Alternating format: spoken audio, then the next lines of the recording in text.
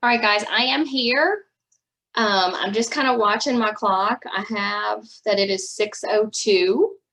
Um, but I also had about 52 people sign up, and right now we only have 4 people in the room. So I was like, maybe we'll give a minute or two to see if a couple more people come in, because I'm not sure if it will tell me if people are in like the waiting room if I start the presentation.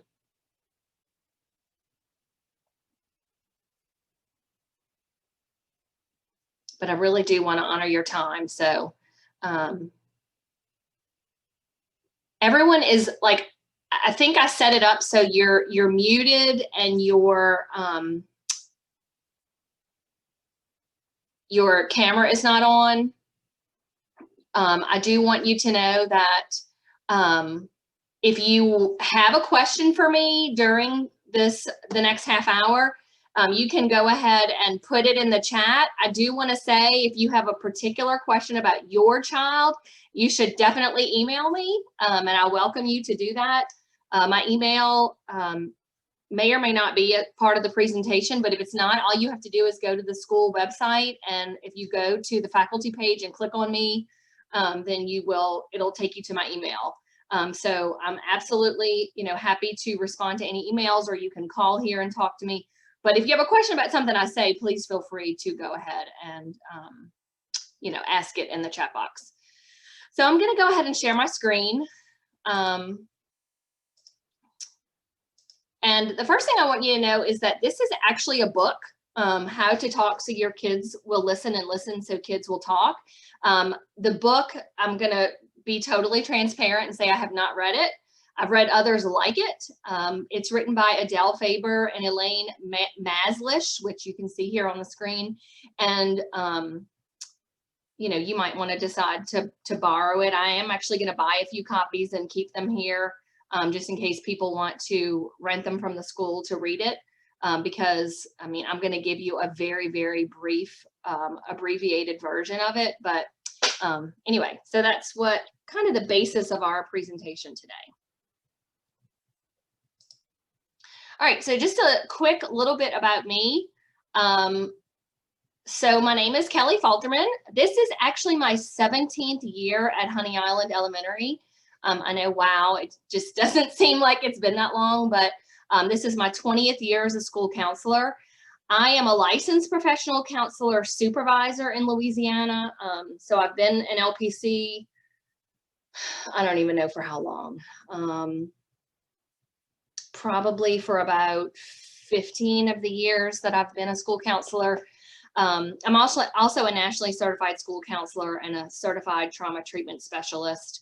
I'm a doctoral candidate. I'm getting my PhD, and I'm at the point where all I have to do is write the long paper. So if you are of the praying type, please feel free to lift me up. I am a mom of 2 boys, 19 and 14.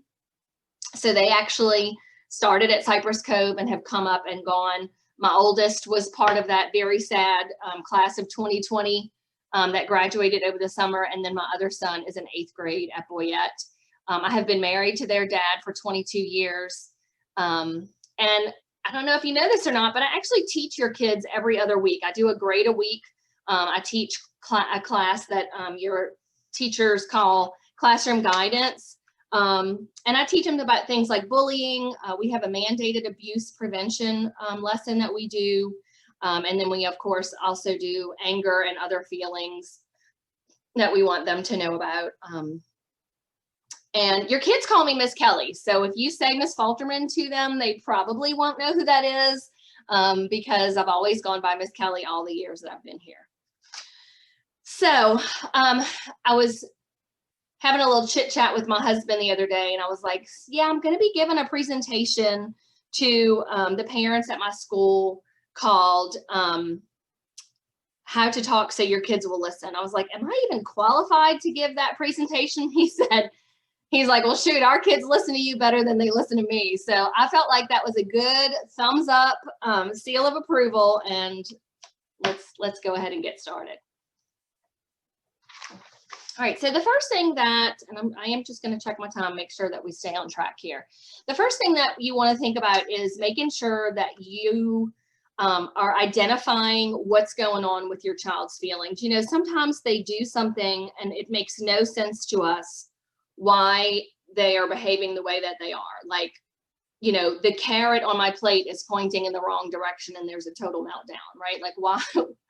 Something that seems very trivial to you, you know, may seem like a very big deal to them. And so we always want to make sure that we are figuring out what's really going on here, because they don't always have all the words to describe their feelings.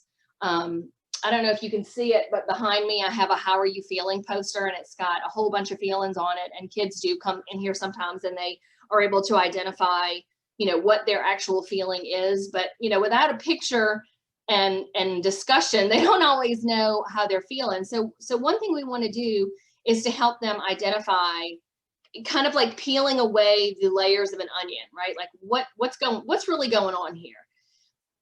And because we want them to trust their emotions, we don't want to dismiss their feelings, right? We don't want to act like, you know, the way that they're feeling is silly or unnecessary. You know, people ask me sometimes, like, how can you work with small little kids like 7, 8, 9, you know, like how, and I said, you just really have to meet them where they are, you know, because what seems like a big deal to them doesn't really always seem like a big deal to us, but to them, it really is a big deal. And so I really do try to honor that when I listen to them. And I've definitely been that way with my own children.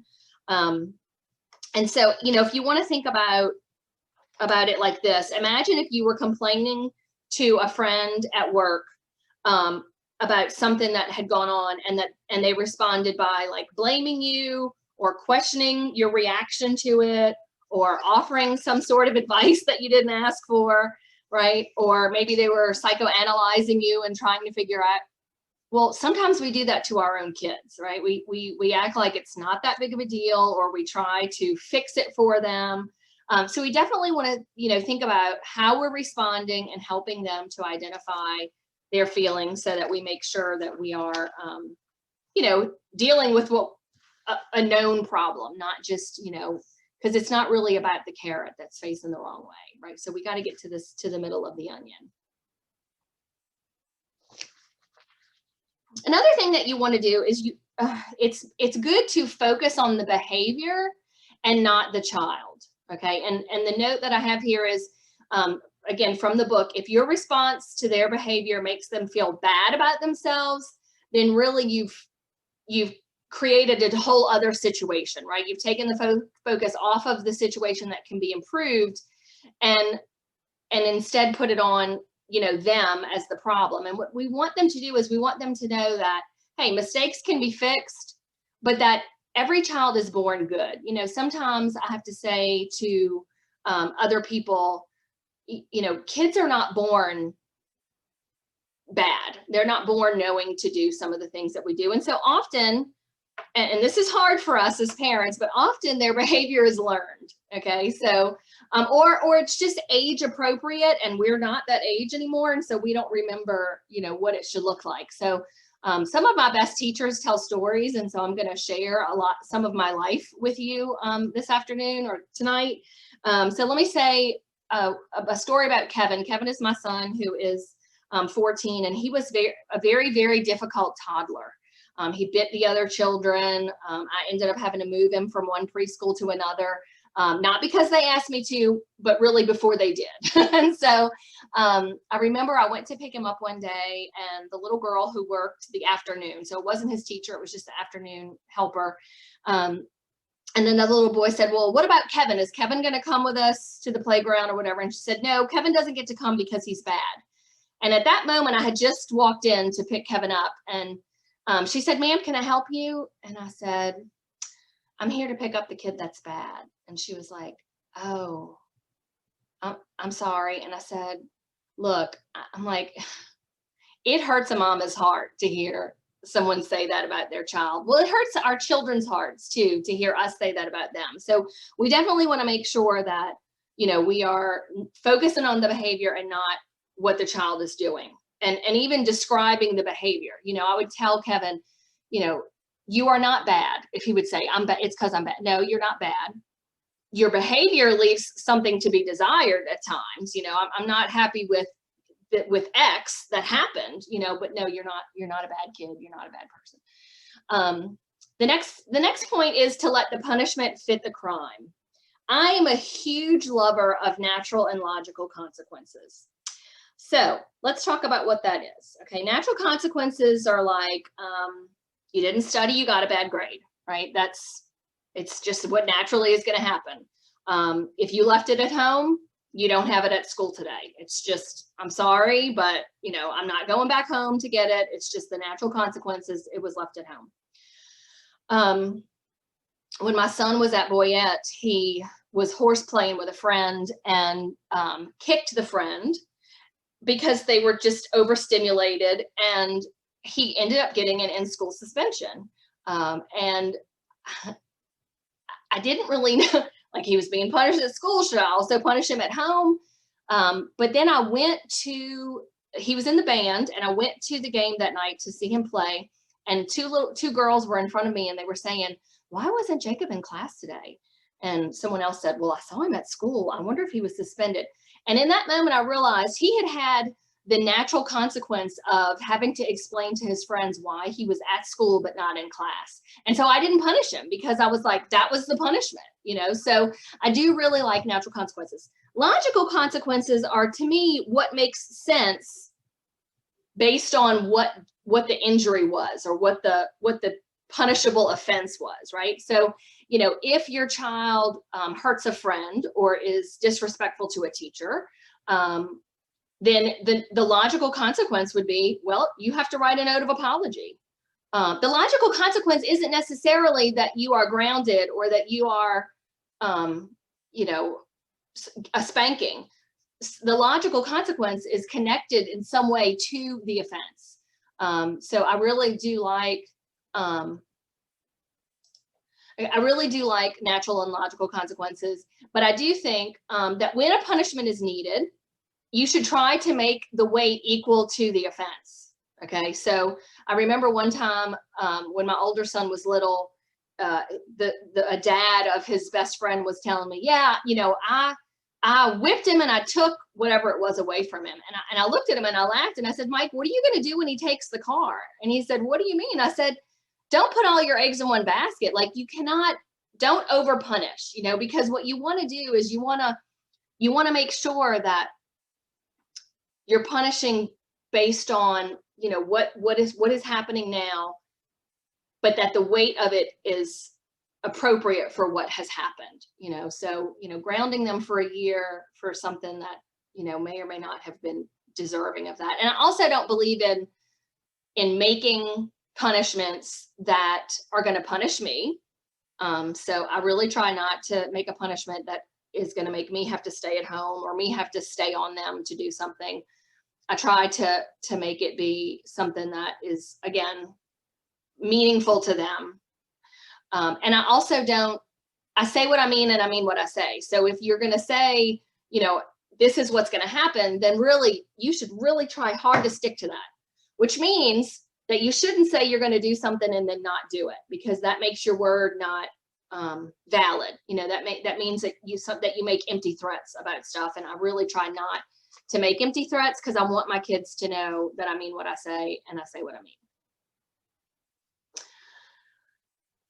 All right, the next point is, I did take notes. I did keep notes, y'all. So I want to make sure that I'm on time with my notes. Okay. So let them try. Okay, let them try to do something. We want to encourage them to learn to do things on their own, right? I remember when my kids were learning how to tie shoes. That is such a frustrating task to learn how to do.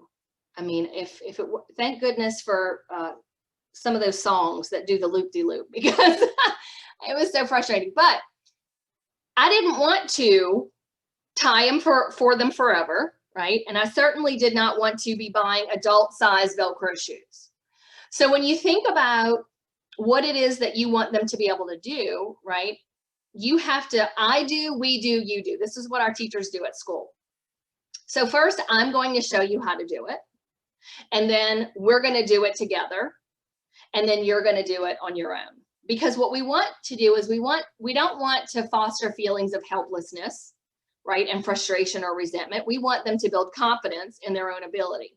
So that is why you will, you might do it for them, and you might do it for them for a while. I mean, I made a grilled cheese sandwich this morning for my 14-year-old, but he also knows how to do it himself, right? Because I have overseen the act of that. The last thing we want to do is send kids out into the world who, like me, did not know how to make mashed potatoes when they moved out of the house, right? I did not know how to do that. My mother always did the cooking. And I'm going to be transparent and say my children are going to leave home and they're not going to know how to cook, but they can make chicken nuggets and macaroni and cheese and grilled cheese. Okay. Use appropriate praise is the next point. Another point that the book gives, which is we want to affirm them, and we want to notice things about we want to notice things they do well.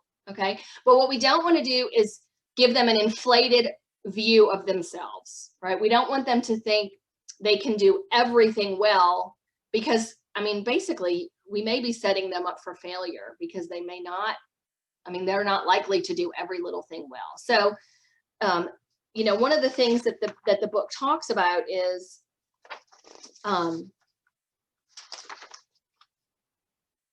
noticing things that, okay, like being very specific about your praise. You're a good friend because, or I noticed that when you drew that picture, and then talk about what's in the picture. And not to make blanket statements like you're such a great artist, or you're the smartest kid in the class, or, we want to be very specific about the things that they do well, so that we don't, overpraise or give them an inflated view of themselves. I am a big proponent of quality over quantity. The amount of time you spend with your child is not as important as what you're doing when you're with them. So my first point on this slide is to connect with your child. One way that I connect with children is I say their name. That is true at school and at home. The power in a person's name, when someone says your name, that tells them, that you know who they are. Now, obviously that's when you're out in public, but even your child likes to hear you say their own name, unless of course you're calling it in an angry way because they're in trouble. But most of the time they like to hear their own name. They also want your eye contact. One of the things that kids complain to me about is, I was talking to my dad, but he was looking at his phone the whole time or something like that. We want to make sure that we're giving them what it is that we want from them, right? When we're talking to them, we want their eye contact. So we definitely want to do that. I really like to get on level with a child. And what I mean by that is, sit and they're standing, or, sit on the ground if they're on the ground. I really try to be kind of face level with them, so that it's not, this kind of relationship where I'm standing up over them. And then of course, asking open-ended questions. If all you give them is a yes, no response, that's all they're going to give you. If you ask a yes or no question, they're going to give you a yes or no response. So you want to ask things like, just like, how was your day? Or what happened in dance class? Or, and not just take fine, because they're going to tell you fine, but you got to be more probing than that. And another thing that I think is really important, and this is something that kids talk to me also about at school, is having alone time. Like if I say to a student, kids will tell me about problems they're having with siblings, and I'll say, well, when you get your parent by themselves, oh, well, that never happens. That shouldn't happen, right? Our kids should always have, really daily, moments that they have our undivided attention, where they could say to us, this happened at school today, or, this happened, this is what's going on. We want to make sure that they're having an opportunity to connect with us every day. And even if it's, on the ride to or from, I live a good ways from here. And so my kids get me for a half an hour, or one of them does now, every day. And, sometimes we spend the whole time talking, which is nice. Okay, here's another. This one is hard, okay? But while you're listening to them, don't interrupt.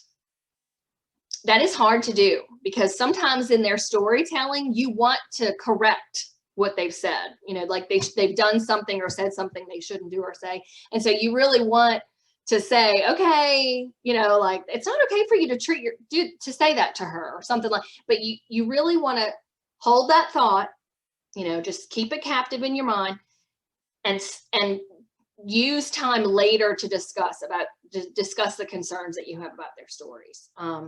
You know, whether it's, hey, you know, I want to go back to the story you told me yesterday, or even if you want to do it right after, that's fine, but try to let them have an opportunity to tell the whole story before you make corrections, because when we interrupt them, that sends them a message that what we have to say is more important than what they're saying to us, and that's not the message we mean to send. When we give our kids an opportunity to have open and comfortable communication, it does a couple of really important things, okay? It gives them confidence. It gives them a better self-esteem. It teaches them how to have good back and forth conversation and relationships with others. And it also develops a closeness with you. That is really the most important relationship that they have. And let's be honest, our kids are on electronics. If your kids are anything like mine, they look at that screen more than they look at my face in any given day. And so they're already not having the type of friendship relationships that I had when I was a kid and we didn't have electronics, right? So I turned 45 2 weeks ago, so I'm definitely, I was before that. And so we're training them how to have normal communication and, you know, conversation. And I just want to bring up a point here. I lost my grandmother in December of last year, and my older son, who is the oldest great grandchild, came to me one day and he was really struggling. And he said, you know, Mom, I had so many things I wanted to ask Granny that I wish I had asked, and now she's gone and I can't do it.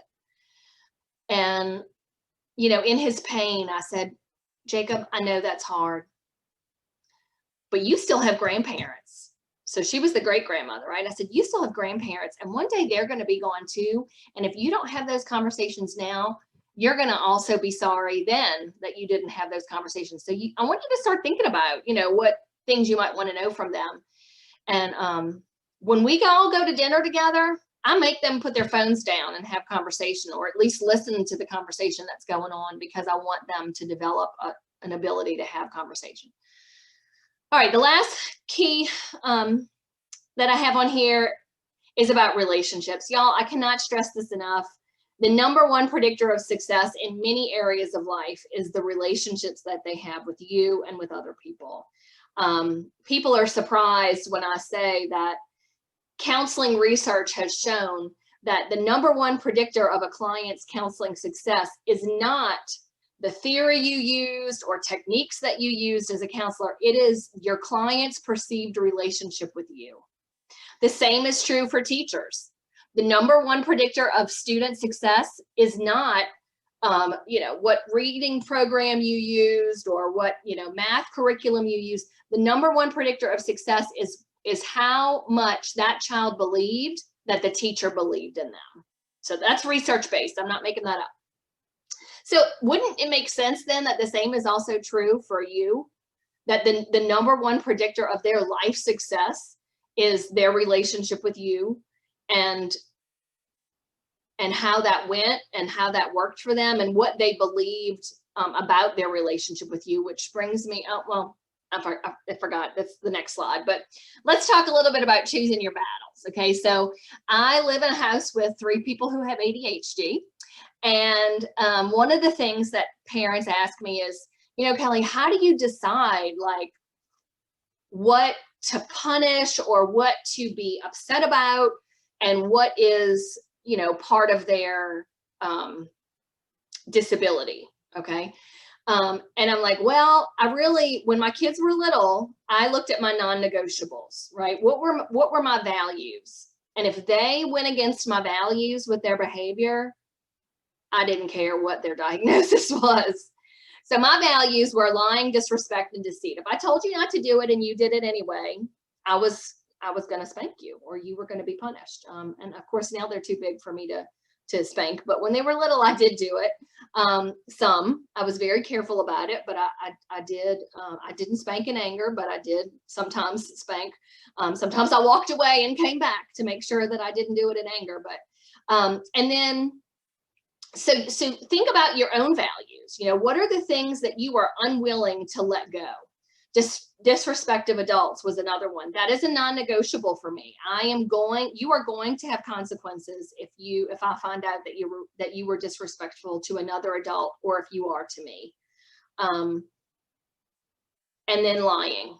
I always told my kids, you'll be in less trouble if you tell me the truth than if you lie. And then I stuck to that, because sometimes you really I'm not saying that there's no consequence, but there's not a greater consequence because of lying, right? So they understood that if they told me the truth, there was going to be a less of a consequence than if I found out that they lied. And so, you know, those were really my non-negotiables. You need to know what yours are, because that's your battles. Those are the ones that you're not willing to let go of those things. And then the next point that I have is this the hill you really want to die on? You know, I think we need to know what we want to let go of and what we want to hold on to. And, you know, I hate the way my kids load the dishwasher, but I also am glad I don't have to load the dishwasher. So I've learned to not worry about, you know, whether or not everything's facing the right way. Same thing goes with folding clothes. I don't like the way my husband folds the t-shirts, but you know what? I've learned to say, I don't have to do that job. And so I'm not going to, you know, let that be a battle. So think about it. What is it that what am I willing to let go of? And what are my values, and what do I want to hold on to?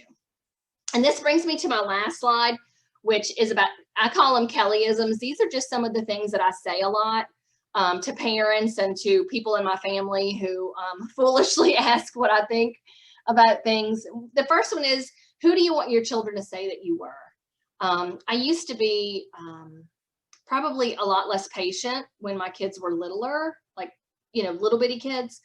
And I decided I didn't want to be that. I did not want them to remember me as an angry, fussing mama. My kids know if I raise my voice, I really mean it, because I learned not to do that. And so, you know, my husband said, our kids listen to you better than they listen to me. But I'm going to say his problem is he's either 0 or 100. If they're in trouble, he's yelling, right? If they're not in trouble, he's not, you know, saying a whole lot. And so because my kids have learned that if I say it, I really mean it. Or if I give you the look, I really mean it. That's because I didn't overuse it. Okay. So who do you want your children to say that you were? Do you want them to say that you were patient and kind and loving and listen to them and, you know, all the things that you want to be, or the opposite? And I know you know the answer to that question. The next thing I really like to say is we tell them who they are and they believe us. Okay. Your voice is the message that plays in your child's head. And so we really need to be very mindful about who we tell them that they are. I do have kids who tell me that they hear hard things from their parents. I have kids who tell me their parents curse at them. I don't believe in that. I'm not saying I have never cursed in front of my children. I am, you know, not holier than thou, but y'all, it is so hard for them to let go of that. My mama always said, you cannot take back the spoken word. And I tell my kids, you cannot unhear things that you hear, and you cannot unsee things that you see, which is a whole nother lesson on YouTube. But anyway, but that is so important. And the last thing that I say is, you are raising 30-year-old, insert your child's name, right? We have to parent to that end. We cannot, you know, don't give up, don't get lazy. The reward will be great in the end. Okay. I'm dealing with this right now with my 19-year-old because it is so, you know, when they're bigger, they have bigger problems, right? It was so much easier to deal with them when they were littler. So when you are parenting, you are not parenting 8-year-old child, right? You're really parenting who you want that child to be when they are 20 and 30 and 40 years old. So we have to parent that. We have to have that be our goal, and we have to work towards that goal, because they're not going to live with you forever. And to be honest, I don't want them to.